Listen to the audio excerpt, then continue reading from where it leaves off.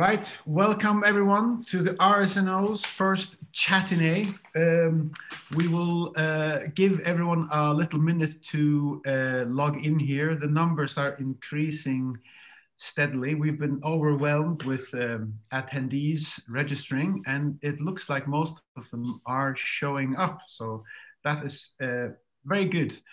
This has definitely been a time for the Rsno to try new things, and this Chatinée is just another way of having our normal pre-concert talks, and is something that's come out of the lockdown, which has turned out to be more of an opportunity than a challenge. So that's always good.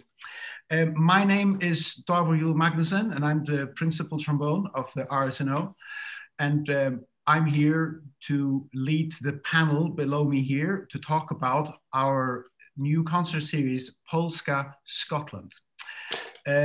Before we get on to that though, I'd like to cover a few bits of housekeeping. This is a Zoom webinar, so while you can see and hear us, we can't hear or see you at all. So you're welcome to go about your Sunday business just as you like. If you do, however, fancy to pose a question for us, you can do that at the bottom of your screen. Down there somewhere, there should be a Q&A function. If you write a question there anytime you like, we'll try and come back to those at the end of the session. We're leaving around 10 minutes to answer any questions. So go ahead and do that if anything pops into your mind. And the last thing to say is as well, since this is the first time we're doing it, we are going to be recording the session as well, so we can see what we can do better next time. Right. With me, I have three guests, two of which most of you have seen before, and a third one, which you all saw in an interesting documentary as part of our concert, digital concert on Friday. We have Alistair Mackey, the Chief Executive of the Rsno. Could you please introduce yourself, and could you tell us if you've learned any new hobbies or anything like that during lockdown? Yeah, I'm Alistair Mackey. I'm the Chief Executive of the Rsno. Hobbies, I've learned to use Zoom. In fact, I never heard the word Zoom until March, and now it's a very large part of my life. And while it's been absolutely fantastic, I'm looking forward to a non-Zoom life in the future. Me too. And next to him, we have Bill Chandler, who also works at the Rsno. How about you, Bill? Have you got any new hobbies? Hobbies implies something I'm doing on the side for fun, but I would actually suggest that whilst we've all had to change the way we're working, most of what I've learned has been along the lines of using technology to adapt all of our work to go into the digital sphere. And this is one of them. This webinar is probably a good example of that. So I've just recently, Dávur, you'll know because you helped me acquire some new skills of video editing, and Alistair and I've learned all about PTZs and all sorts of other kinds of remote control cameras and video production, and probably all primed to get a job in the BBC after this is all finished. So anyway, that's probably where we've acquired most of our new things. It's a long way from playing the violin or playing the trumpet. But I would say we're turning into the BBC ourselves. We don't need them. We've got our own thing going on here. So, and with us, we're very lucky to have Chris Sagan as well, who's chair of the Sikorski Club in Glasgow.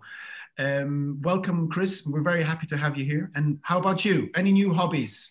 Yeah, well, thank you for having me here. Indeed, I can say that I'm very excited, and many of us in the Polish community are very excited about how Rsno is reminding us all of the connections between Scotland and Poland with this Polska Scotland programme you're doing.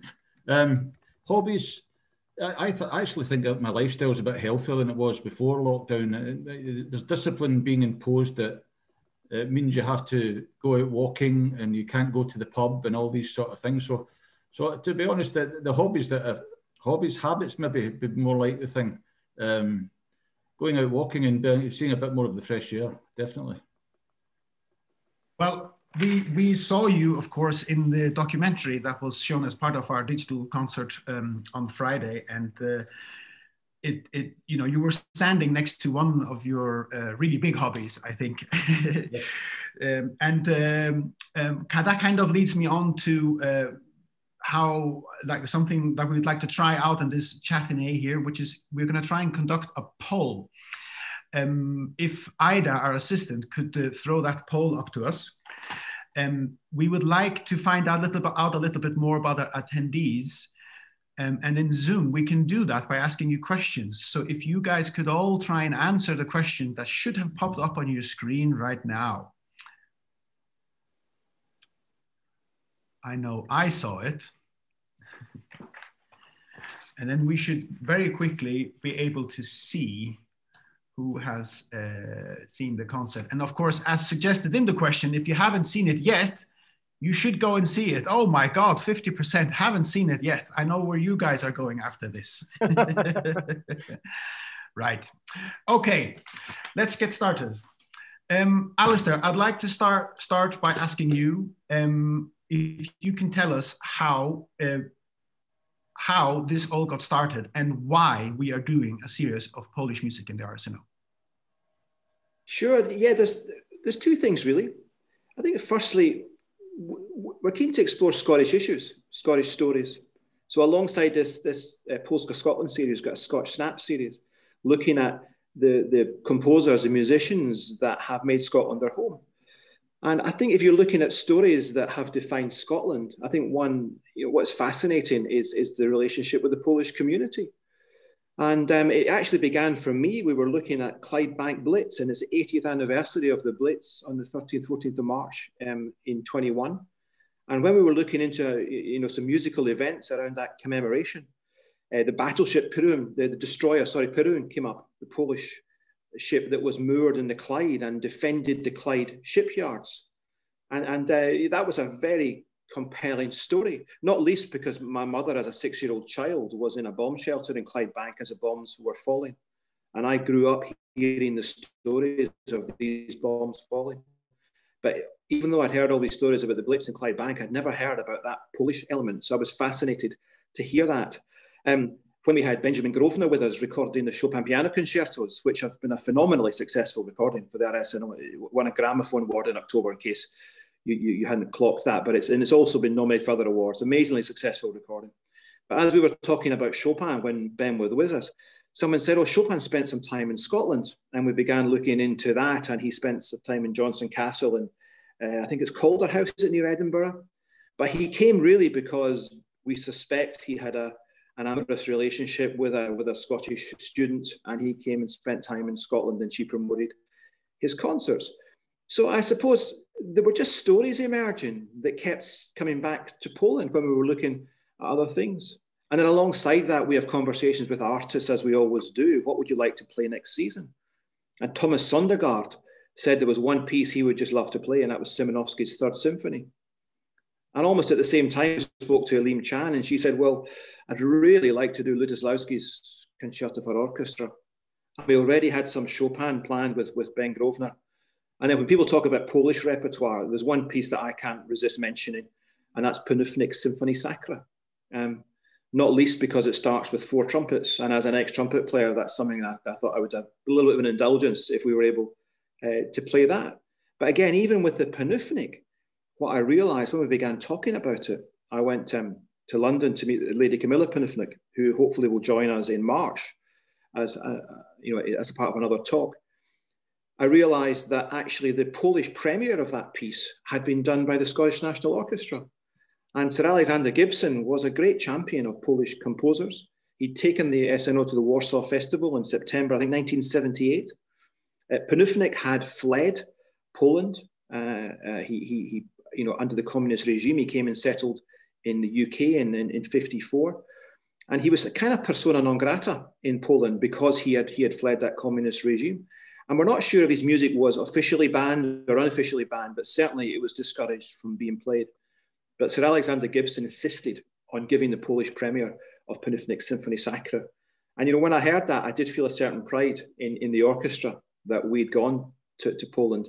And despite the opposition clearly that existed, we performed that piece. So that was one piece that I was really enthusiastic about having, as part of this series. But really, it's a mixture of genuinely great music, along with stories that feed through.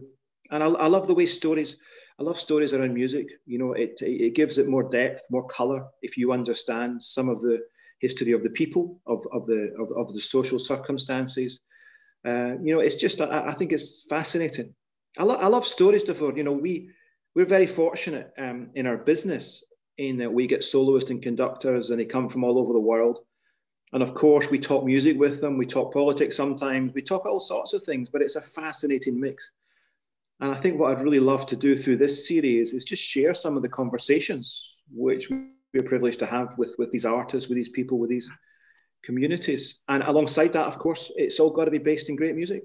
Yeah, I certainly think that's very important as well. And it's incredible how many links you can find that lie behind the surface and all this. And going in the preparations for the Polska series, we have really discovered quite a lot. But we're not doing this completely on our own either, are we? We're getting some help from Poland as well, are we not? Absolutely. There's a fantastic organization, the Adam Mickiewicz organization, and inside that there's a group called Polska Music. And Polska Music, their mission in life is to support Polish culture around the world.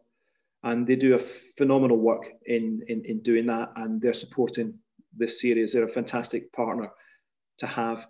Along the Polish community in Scotland as well has been absolutely fantastic at getting behind it and in supporting it. And without them, we simply wouldn't be able to do this. Yeah, that's most people who know me know that I like to drop in where I'm from. I'm from the Faroe Islands, and I've figured out that between the Faroe Islands and Scotland and Poland, we have something in common. And you've alluded to it as well, Alistair, in that we are countries have quite a big diaspora, you know, among our population. So diaspora meaning people that are alive who do not live in the country anymore. There was a census done in the Faroe Islands a couple of years ago, which figured out that we just got up to 50,000, the population, but we were nearing 80,000 people actually alive. So I tried to look up numbers for that for other countries. And for Scotland, it's assumed that there are between 20 to 25 million people in the whole world who have connections to Scotland like that. And in Poland, it's about 80 million, which is, you know, a lot bigger than the populations of both those countries. And so we export culture. We have been welcomed in many other places, and you know, connections like we were talking about before. I think, Bill, you can tell us a bit more about the specific connections that Scotland has, or the RSNO more specifically has, to Poland. Yeah, Scotland and Poland have been connected musically for a very long time. In what I should say, actually, before I start, is that I've a huge credit and shout out to our head of orchestra management, Ewan Mackey, who is a kind of assumed the role of archivist within the organization, and probably knows more, maybe outside of a handful of people like Raymond Williamson, about the RSNO than just about anybody. And Ewan was able to actually highlight some really interesting things, and the more I was digging, the more fascinating the stories and the connections found. The first one that I could really find dates back to the 18th century, and a rather colorful character named Felix Janovich, who was a Polish-born violinist who actually started in his early part of his career getting a job in the Polish royal court in the late 18th century. And wasn't satisfied with his stature as a musician, went to Vienna and studied. And in Vienna, of course, the greatest violinists who were working in the courts of Vienna were all Italian. Some of the greatest musicians in the Viennese court were all Italian. You all know the story of Mozart and Salieri and all these other Italians who dominated the musical circles of that court.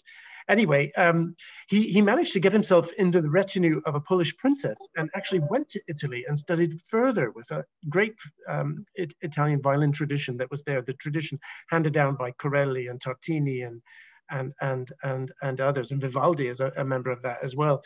And then eventually migrated to Paris and was actually working in the Paris court, and I'm talking about just before the revolution at this point, managed to land himself some really fantastic freelance work within the courts in Paris, and then saw the writing on the wall and escaped out of Paris just in time and came to London, and landed on his feet in London and was one of the founding members of the London Philharmonic Society, and actually was the leader of the orchestra in London at the time.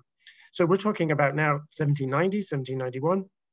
And then eventually made his way north in England to Manchester and led the Halle Orchestra briefly, then went to Liverpool, played concerts in Liverpool with the Liverpool Philharmonic, and then eventually landed in Edinburgh, where he spent the rest of his life. He married an Edinburgh lass and lived in the New Town, and wrote 23 violin concertos, several symphonies. And his music, in fact, there's a plaque on the wall of the building in the New Town where he lived, and he's buried in Warriston Cemetery, and you can visit his grave.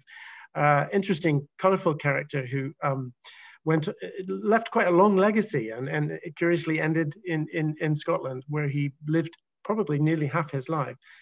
After that, the connections go on to, as Alistair mentioned, Chopin, towards the end of his life, where he spent some time in Scotland, and I discovered that as a newcomer to Scotland in the mid '90s, when I, with my string quartet, started playing concerts at Merchant's House in Glasgow, and it turns out as I was playing the concert there, we started having conversations with the people who run that Westbourne Music Society, and it turns out that Chopin actually played his last concert in Merchant's House in George Square, right in the center of Glasgow. He played a recital in that very hall. So it was quite an esteemed presence, even in the early days of my arrival in Scotland. Probably the biggest figure that is Polish figure that is prominent in the history of the RSNO, or the Scottish Orchestra as it was originally known, is its chief conductor from 1910 to 1916, who was Emile Milinarski, and he was quite a big catch for what was at that point an orchestra that was less than, I'm just going to share a photo of Emile. Can you all see that?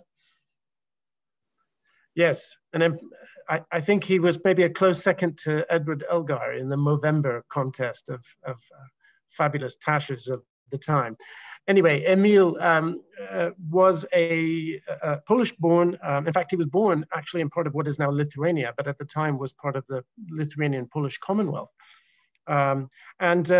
He was invited to be principal conductor in 1910, as I mentioned before, and had actually started off as a violinist, studied with Leopold Auer, the great violinist that Tchaikovsky wrote his concerto for. In fact, became the second violinist in Auer's string quartet, actually.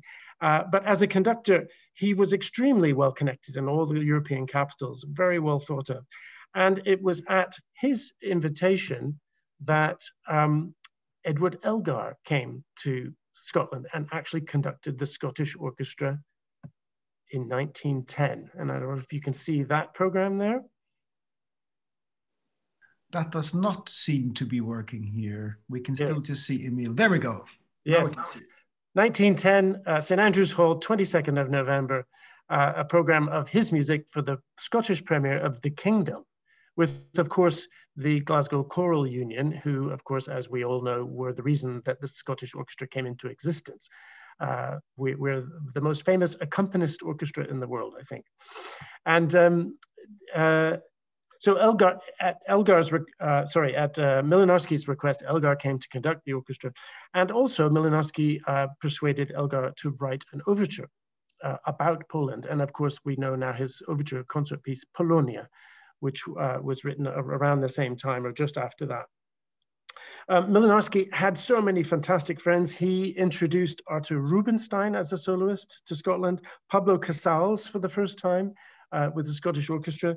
Bronislaw Huberman, another Polish violinist, came for the first time, who went on to found the Israel Philharmonic.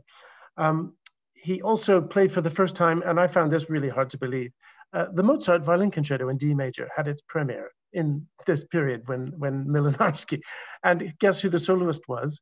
Fritz Kreisler. There was also the Scottish premiere of Bruckner's Fourth Symphony, Stravinsky's Firebird and Patricia. And of course, these were brand new pieces at the time. If you think about this period of 6 years when he was music director, these were, and of Strauss's Don Quixote also was premiered at the same time. So he was an enormously influential person and an amazing chief conductor to have in the development of the Scottish orchestra at its time. He was also a massive fan of Szymanowski, Karol Szymanowski, and was a huge advocate of his work. In fact, it wasn't for another 20 years or so that Szymanowski himself actually came to conduct the Rsno, and his music was played at the invitation of Eric Chisholm, another Scottish composer you may know about, and his Active Music Society. Chisholm, the Active Music Society had a long list of famous conductors who actually came as part of the same organization to Scotland, including Bartók, Schmidt, Metna, and Hindemith also. Some of the other important connections to Poland and Polish conductors, as Alistair mentioned before, was Andrzej Panównik, who's came actually to guest conduct the Rsno in, I'm just going to try and find that program. 1956 in November, and Panównik, this was only 2 years after he had actually defected from the communist regime in Poland in 1954. Newcomer to the UK, but an amazing conductor and composer. And also another story that I uncovered in this, and I'll save it for another webinar, another day, but I hadn't realized that Panównik and Witold Lutosławski actually had been very close friends. And in fact, were playing in a cabaret piano duo in the late 30s under German occupation before the actual Warsaw Uprising. So they were playing in these underground cafes in Warsaw in 1937, 1938, to entertain the local Polish people, because all Polish music at this point had been banned from performance. There were no concerts, there were no mass gatherings, and this was something that they actually put together. And there's only one surviving piece that came from this era of this sort of cabaret songs, his Paganini variations, which actually still survives. But very interesting to imagine Lutosławski and Panównik playing in these basements, in these cafes in Warsaw in the late 30s.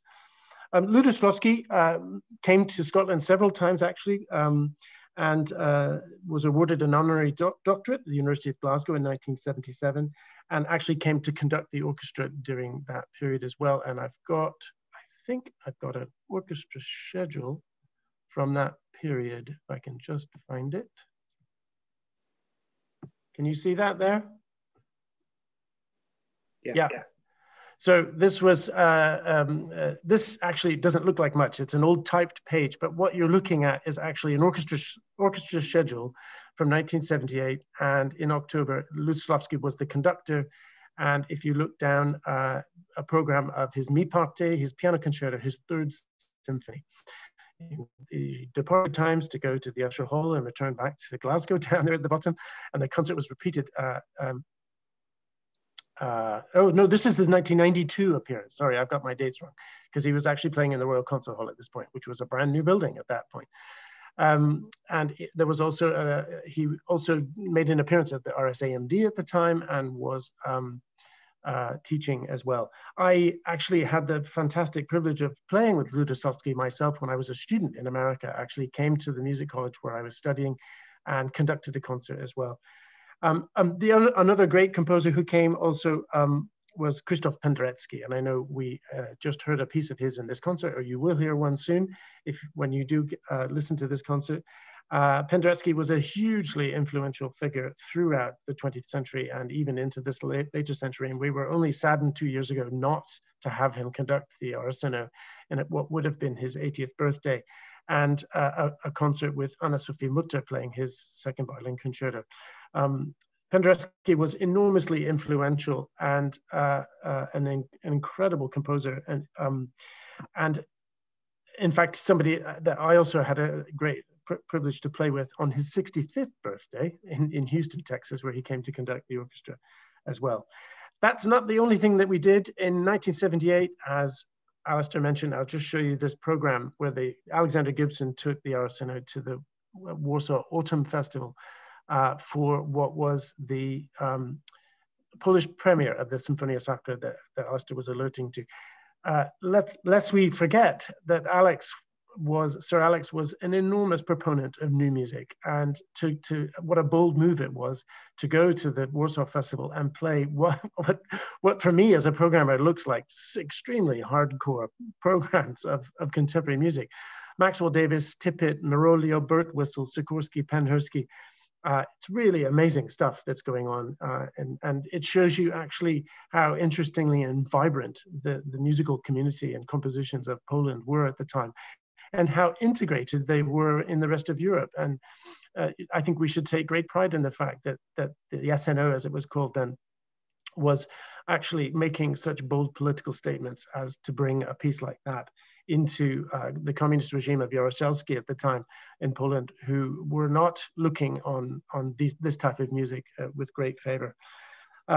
Anyway, I'll wrap up there and just say that the history between Scotland and Poland is rich and it's deep, and it is not over yet, because we're really thrilled to have, as part of our Polska Scotland series, we've a young composer who is joining us from Poland, and it's supported by Polska Scotland. And we're just thrilled that as part of our Composers Hub scheme, which is normally 5 young composers who we work with in workshop situations, that we've got a 6th this year, and a Polish one. And I hope this is something that we can continue. And I'm also really thrilled that to be able to say that we will be inviting Roxana Panufnik, daughter of Andrzej Panufnik, and also a composer, great composer, a London-based composer in her own right, to join us as our guest mentor for that thing. So that final workshop, which will take place in June next year. So that's certainly something that I'm looking very much forward to as well. Hearing some new Polish music as well. Poland has always been a place where some very unique type of music comes from. And of course, sorry, Dávur, just before we finish, I'll just say we also have 2 Polish musicians in the orchestra as well. Of course, Wanda Wojtaszynska has been in the orchestra for a very long time, and she's I think, 3rd generation Polish Scot. And Lena Seleszewska, who's joined us 4 years ago, is also a Polish musician who has made Scotland her home. Yes, and yes. You will have seen her in the documentary, or you will when you see it. Yes. Thank you. Yeah. Thank you very much for that, Bill. Now, we've already been talking about music here, but we're lucky to have Chris Sagan with us, who's the chairman of the Sikorski Club in Glasgow. And, you know, we're looking only at music, but around all this are lots of other kinds of connections between Poland and Scotland as well. So, Chris, can you tell us a little bit about your first-hand sort of connection to Poland? Yeah, well, the first-hand connection for me, of course, is my father, who was a Polish soldier during the Second World War. But can I say, first of all, the Polish cabaret music pre-World War II is fantastic. It really is fantastic. You've got a cultural mix of the normal cabaret music from kind of the German stuff, but then you've got the Polish Jewish music, fiddle music coming into it. You got a great mix. The connections go both ways, of course. We're reminding Scots here with the RSNO that there's lots of connections between Poland and Scotland, but we've also got a mission, and that is nowadays to remind the Poles of the connections between Scotland and Poland, and we're all enjoying doing that as well. It's interesting that Thomas Sikorski was one of the composers that was played in Warsaw when the RSNO went to Warsaw all these years ago. I just wonder what the authorities thought of somebody called Sikorski being played at that time in that Poland. I'll have to have a listen to it myself. I've never actually listened to it. My father was a Polish soldier. He came here in 1939 after the Germans invaded. The Polish decided, as I mentioned in the film, which was a great wee film, by the way, I really enjoyed watching all that compilation being put together.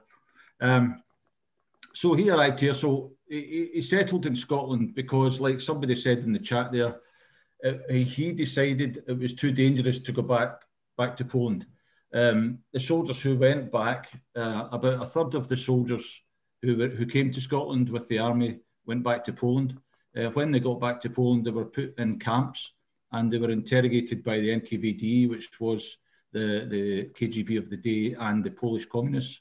If there was any hint of them being political in any way, they were either sent to the Gulag and never seen again, or shot in the back of the head. So it wasn't a place where you would want to go to if there was any chance of you being thought the wrong kind of person by the authorities. So my father stayed in Scotland, married my mother, and settled down. I wasn't brought up in the least bit Polish. Nothing in my upbringing was Polish. I could sometimes hear my father's Polish accent, particularly when he was angry, chasing me around the couch. I would hear the Polish accent. Otherwise, nothing. And it was years and years and years later, as an engineer, I found myself supporting Poland, supporting airlines in Poland who had aircraft with the company I was working for's engines in them. When I was a young boy, about 10, I did what young boys do, and I looked in my father's possessions for things that would interest me, and I found an address in Poland. I wrote this address down. I must have been 10 or 11. I kept it in my own wee personal diary for all these years. Never thought about it until I found myself an engineer in Poland. In a place called Mielec, there's a big aircraft manufacturing base, and they were installing these Pratt & Whitney canned engines into they were actually Russian aircraft, but they were doing it in Poland. And so I was going to support that happening. And I found on the map the village where my father came from, the small town, was only about 20 miles away.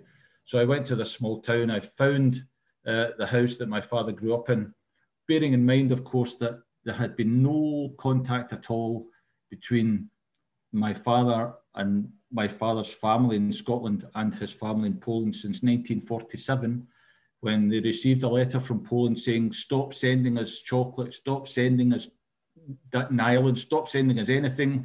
The authorities are causing us problems. So there was no contact thereafter. So I found this house in Poland. I looked at it. It was abandoned. A nice townhouse just off the centre, but it was abandoned, all boarded up and everything. I thought that was great. That'll do me fine. I've seen the house that my father grew up in, and away I went. A couple of years later, I had my wife and I went to Krakow for a holiday. We took the hire car to the wee village, and I showed my wife the house. There you are, Margot. There's the house that my father grew up in. Fantastic. Now, it was the middle of winter. It was January. The snow was a foot deep. It was -15, and it was, by that time, it was dark. And Margot said, no, that's not enough. We've come all this way. We can't just walk away. So the house but next was a convent. And there at the window of the convent was a nun cleaning the windows. Now, that was an excuse for Margot. She went straight up to the front door, knocked on the door in the convent. The nun came to the front door. We're speaking English. The nun's speaking Polish. But somehow you managed to communicate these things. And the nun got a bit fed up with this. She said, okay, just come with me. So we followed the nun, who was very small, right? So we followed the nun through the snow to not in the front door of the next door neighbour of my father's house, but through the back door of the neighbour of my father's house. Straight in, didn't knock on the door, straight in, shouted something at the person inside, straight into the living room. We all came into the living room of this house, and the man in the house stood up, looked at me, and he said, I know who you are. I used to play in the street with your father. Amazing. Now, he was speaking in Polish, but you understood what he said. It was amazing. You just understood everything automatically. It was very easy. It was great. It was fantastic. Now, after drawing matchsticks of things, matchstick men and eventually he got fed up. He went to his table in his living room, picked up the glass cover, pulled out an address and gave it to me. This was an address in Warsaw. So since then, a friend of mine in the work managed to phone my relative in Poland, who gave him an extremely hard time, shouting down the phone up, where have you been all these years? But eventually we made contact with our relatives in Poland, and since then we've visited them every single year and made great friends with our family in Poland until this summer because of the COVID situation. But every summer we go and visit. And since then, of course, I've gradually developed my interest in Polish things. I've gradually refounded my Polish identity. I'm trying my very, very, very hardest to learn Polish. It's very difficult.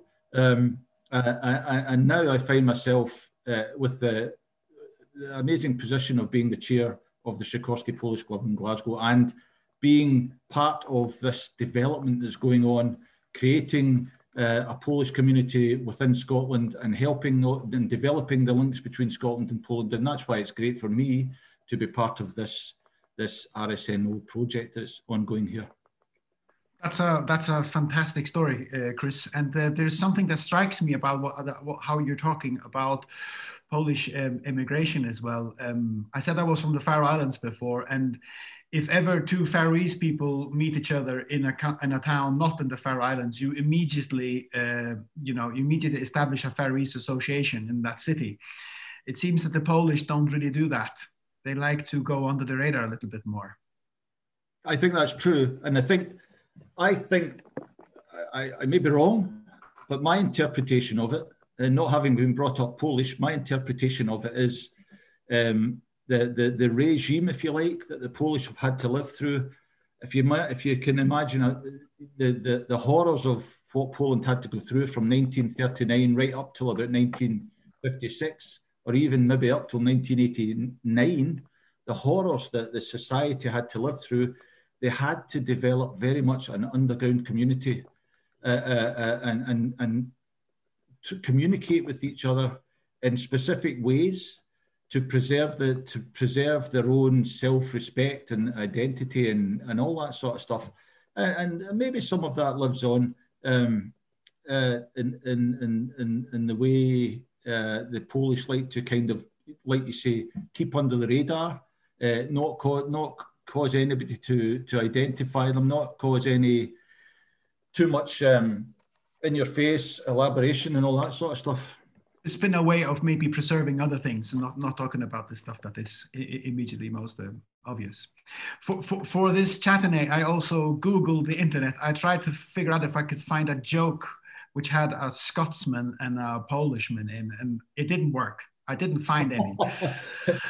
But I did discover that in Poland, they have a particular sort of stereotype about Scottish people. Is that true?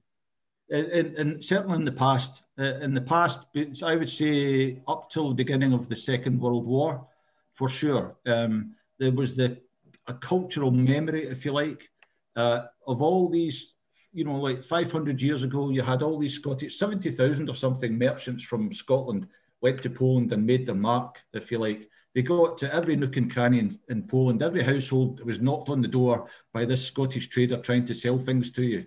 So they made their mark. And the Scottish traders, of course, got a reputation for being very good in the deals they made, very good for themselves. They call it on tick, buying things on tick, they call it in Scotland and Glasgow, and that is you don't pay for it immediately, you pay for it later on. So this enticed the women in their houses to buy things that perhaps they wouldn't buy if their husbands weren't away out at work. So they got a reputation for being very clever with their money. And this, of course, turned into being mean with their money. So I would say until the Second World War, there was a saying in Poland, and that is, as mean as a Scot. Now, don't ask me to say that in Polish, but if you translate it, it means as mean as a Scot. It's kind of died away after the Second World War. There are more important things to think about after that. But it's, certainly in cultural memory. So I suppose there are similar stereotypes of Scots people elsewhere that I've heard like that, but it's got its own particular angle to it there. I suppose they were modern Vikings, kind of. It's a little bit like what the Vikings were doing in the Baltic Sea before them as well. Yeah, in a different way. Maybe not so much of all that rape and pillage stuff, just more like selling things. Vikings didn't do, they were more about the selling as well. So, okay. What you say? Yeah. Anyway, we were waiting to get some questions, but this is a little bit like when I teach my students in big groups, we're really not getting any questions in here. So you have another 5 minutes to send in any questions you'd like to ask anyone on the panel, anything. I have a question for, well, both Alistair and Bill, and I wonder if you have any particular favorites when it comes to Polish music. I mean, music is memories for me. I was very fortunate as a player. I used to go and work in Poland. I used to go and teach a couple of times a year for over a decade. And I've got great memories. I've got a fantastic memory of tutoring on a course. And it was the first time I'd heard a Milinarski Cello Concerto, which is the most extraordinary piece of music. When it starts off, the cello's just playing these A's going, and you think, this is terrible, what's going on here? And then it unfolds and develops into the most phenomenally creative piece of music. And I remember the first time I heard that piece of music in Gdansk when I was teaching there. And that piece has always had a very strong memory for me. We did a brass concert with the kids in the youth orchestra. And we did a piece that I'm sure you'll know, Dávur, called the Cats, the Brass Cats, which is a kind of jazzy piece of music. But we changed the opening, and the bass trombonist, he stood at the front and he just started playing these A's. And then, of course, it broke into this jazz piece for brass. But fantastic memories of that time spent in Poland, fantastic memories of that piece, Milinarski. How about you, Bill? I was actually going to say my own Milinarski story, which was actually, there's two big memories. I think Alistair's absolutely right. It's hard for musicians to have favorites, but what we do have is what Alistair pointed out to you, which is really strong memories, because certain performances or rehearsal experiences or hearing things even for the first time can make such an enormous impact. For me, it was playing the Milinarski Concerto for Orchestra with Milinarski conducting the piece. I didn't know the piece. I had to learn it for the first time. I was a student at the time. But it is the most spectacular piece of music for orchestra. Talk about a virtuosic piece for orchestra. And, you know, I'm really excited that Eileen Chan asked to program this piece for us. And, you know, social distancing willing, you will all get a chance to hear it when we play later this spring in the second half of this year's digital season, which we're hoping to announce very soon. And it is such a phenomenal piece. But I think the other thing that for me is about listening to music in context. And I think some of these stories that have emerged from this investigation and this exploration of the Polish connection in music to Scotland and beyond has unearthed some really fantastic things. This whole discovery, I didn't even know that Polish music had its own cabaret tradition, and that it's full of tangos and waltzes and all sorts of things. That's an unbelievable mix of styles, and I can't wait to actually investigate this further and program some of this music and going forward with the orchestra itself. But as well, the cello concerto that Alistair just mentioned, Milinarski actually wrote that for Rostropovich, and Rostropovich was actually such an important figure politically when he supported Solzhenitsyn nearing in the 80s as the Soviet system was beginning to collapse. And Milinarski also was somebody who operated under the radar, but also in opposition to the establishment at the time. And he, like many others in the Polish community, was hugely influential, actually, as an artist in being able to affect what was going on in politics. And I think that is just so fascinating. And it's a story that you can find an example in almost every country of artists and musicians who actually play a part in the evolution of their own societies. You know, we could talk about that in Scotland probably. And I think that history is yet to be written in the next few decades as we find out what happens to that. And I think one of the exciting things for us as artists and musicians is to realize that we don't just entertain, we actually, we provoke, and we create platforms to talk about issues. And the Scotch Snaps is a chance for us to kind of put Scotland's voices on the table, but also you'll notice that we've explored a huge strand of music around composers from diverse backgrounds. This recently recorded a piece that you'll hear very soon, almost never heard violin concerto by Florence Price, who was an African-American composer, writing as a direct descendant of Dvorak. So these sort of musical stories that are linked in history and context, I find so fascinating. And when you listen to music, understanding a little bit about this background, it opens an entirely new dimension to listening to music. And I think it opens up something in us, because that's what being a musician is all about, is making a human connection, an emotional connection. And so that's the reason that we're here. That's why we do it. That's the thrill of what it is that we do. That teaches you to ask Bill an open question, like, what's your favorite piece of music? Sorry. We've had a few questions in here as well, finally, Great. but the two of them there are about music as well. I've been asked what my favorite piece of music, Polish music is, and I have a particular composer called Kazimierz Sikorski, who was much less known, but that was more because he was more famous for being a professional boxer. But he also wrote music for the trombone. He's written a quartet, a concerto, and a sonatina, which are absolutely fantastic. And they have the thing that I look for most in music, in that they are made somehow out of the normal academia. They sort of exist on their own and therefore sound extremely exotic, which is something that I find a lot in Polish music as well. We are now getting to the end of the Chatinée here. I think Alistair, though, he had his hand up there. Was that something you'd like to say?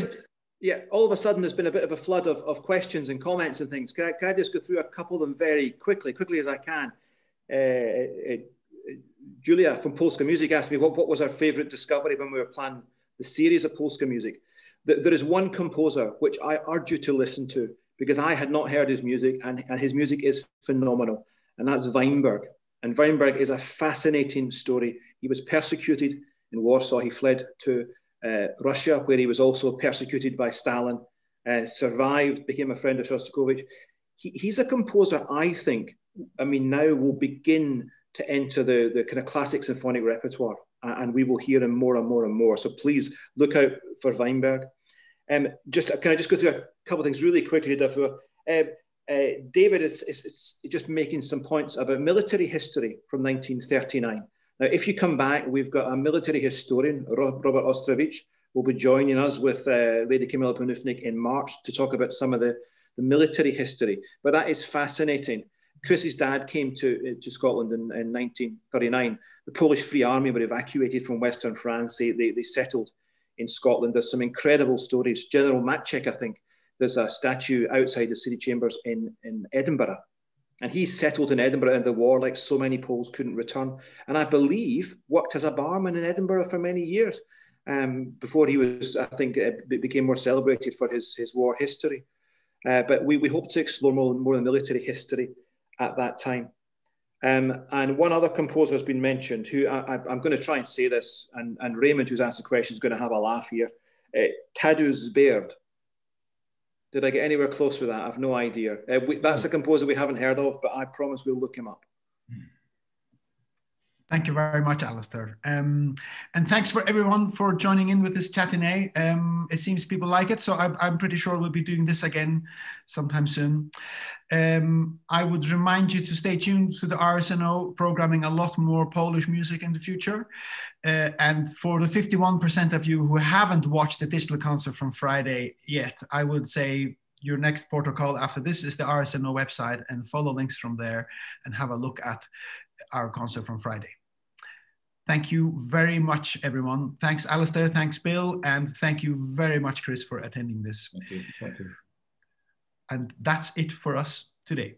Thank you.